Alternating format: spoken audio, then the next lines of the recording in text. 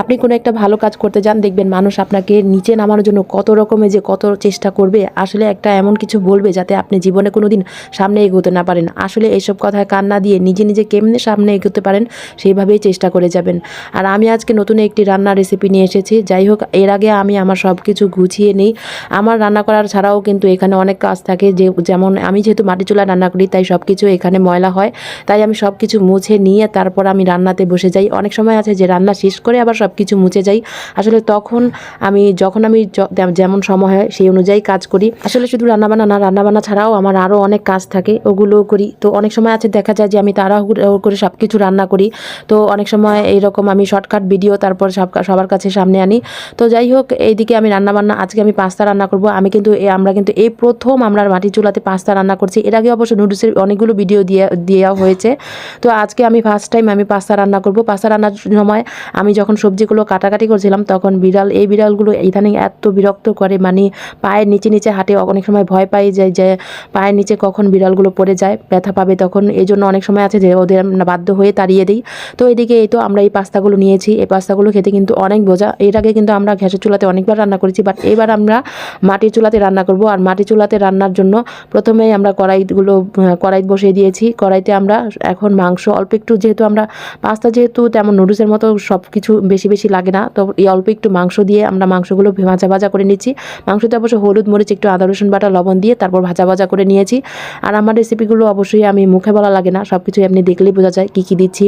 তো যাই হোক, ছোটো একটি অনুরোধ আপনাদের কাছে, যদি আমার এই গ্রামীণ মাটির চুলা রান্নাগুলো যদি ভালো লাগে, তাহলে কিন্তু অবশ্যই আমার চ্যানেলটিতে একটি সাবস্ক্রাইব করে আসবেন আর আমার পেজটিতে একটি ফলো দিয়ে আসবেন। আমরা সবাই আসলে এই সেক্টরে কাজ করি, একটু কষ্ট করে কিছু একটা করার জন্য, জীবনে ভালো একটি কিছু করার জন্য। অনেকে দেখা যায় এক একজন এক এক কথা বলে মন খারাপ করে বসিয়ে রাখে। আমি একদমই এখন আর মন খারাপ করি না। জানি অনেকে অনেক কিছু বলবে, বাট এখন আর মন খারাপ করি না। মন খারাপ করলে আসলে নিজেরই লস। তো যাই হোক, আমি এখন আর মন খারাপ করি না। তো এইদিকে সবজিগুলো ভেজে নিচ্ছি। সবজিগুলো ভাজা হয়ে গেলেই আমরা পাস্তাটা রান্না করবো। পাস্তা রান্না করতে কিন্তু বেশি সময় লাগে না।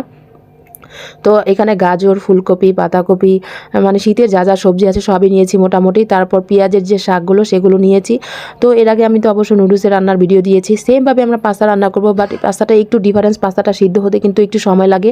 পাস্তাটা কিন্তু আমরা গ্যাসের চুলাতে সিদ্ধ করে নিয়েছি। তো ওইদিকে আমার পাশে আমার এক ফুপু, মানে আমার আব্বুর মামাতো বোন, তো যাই হোক আমার ফুপু এখানে বসে আমাদের রান্নাগুলো সবগুলো দেখছিল। খুব ভালো লাগছিল। আমার এই ফুপুকে দেখে আমার নিজের ফুপুর কথা মনে পড়ে গিয়েছিল। উনি এভাবে বসে থেকে তারপর অনেক কিছু দেখতো আমাদের।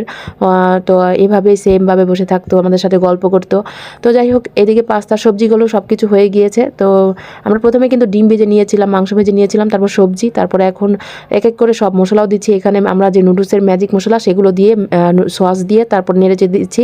অনেকে হয়তো ভাববেন যে আমরা প্যাকেট সস কেন ইউজ করি। আসলে বোতলের সস আনলে ঘরে তেমন 2 দিনেও থাকে না, তাই বাধ্য হয়ে এই সসটাই আনি। এখন যখন আমি ভিডিও করি সেই দিনে আমি সব কিছু কিনে রান্না করি। তো এদিকে এই তো পাস্তাগুলো কিন্তু হয়ে গিয়েছে। গরম গরম খেতে কিন্তু ভীষণ মজা। আর এই পাস্তাগুলো আমি কিন্তু প্রায় রান্না করেছি আমরা। তো আজকে কিন্তু আমি না, আমার বোন রান্না করেছে। আমি অনেক কিছু হেল্প করেছি অবশ্যই, সবজি কাটাকাটি। তো আসলে আমি, আমার বোন, আমার মা, আমরা সবাই মিলেই এখানে রান্না করি, ভিডিও ছাড়ি। সবাই হয়তো অনেকেই জানেন।